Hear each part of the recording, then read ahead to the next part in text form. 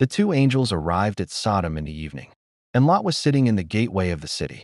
When he saw them, he got up to meet them and bowed down with his face to the ground. "My lords," he said, "please turn aside to your servant's house. You can wash your feet and spend the night, and then go on your way early in the morning." "No," they answered, "we will spend the night in the square." But he insisted so strongly that they did go with him and entered his house. He prepared a meal for them, baking bread without yeast, and they ate.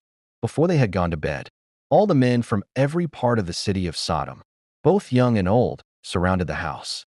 They called to Lot, "Where are the men who came to you tonight?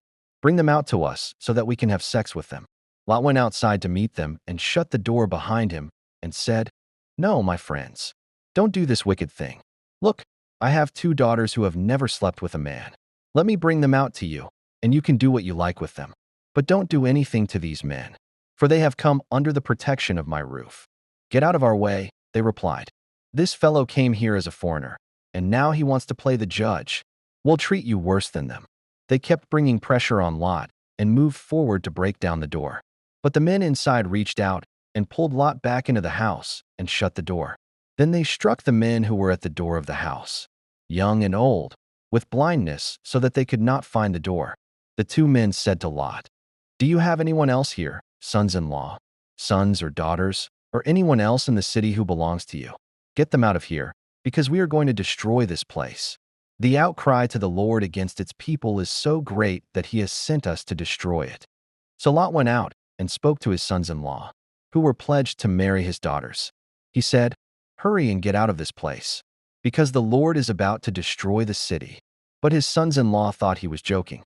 With the coming of dawn, the angels urged Lot, saying, "Hurry, take your wife and your two daughters who are here, or you will be swept away when the city is punished."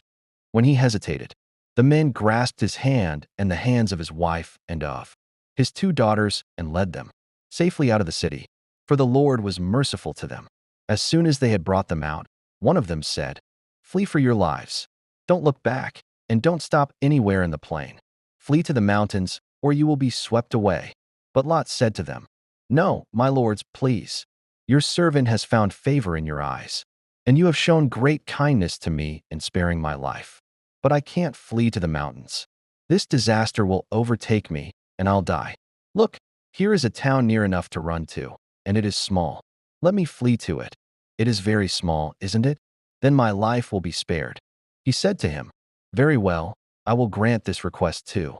I will not overthrow the town you speak of, but flee there quickly, because I cannot do anything until you reach it." That is why the town was called Zor. By the time Lot reached Zor, the sun had risen over the land.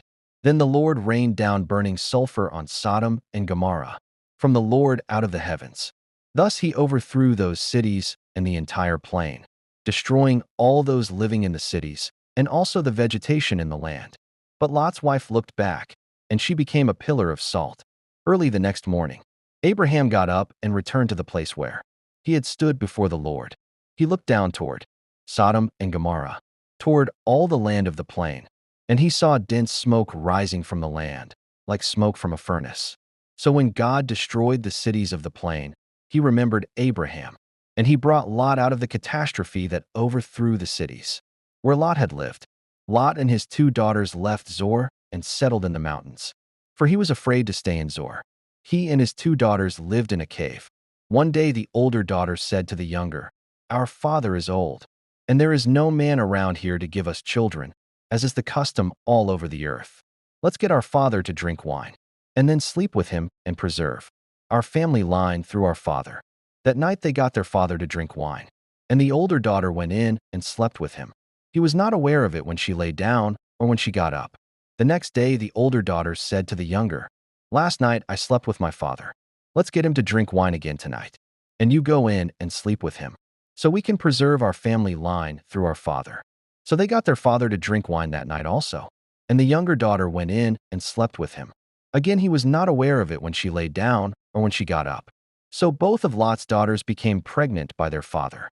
The older daughter had a son, and she named him Moab. He is the father of the Moabites of today.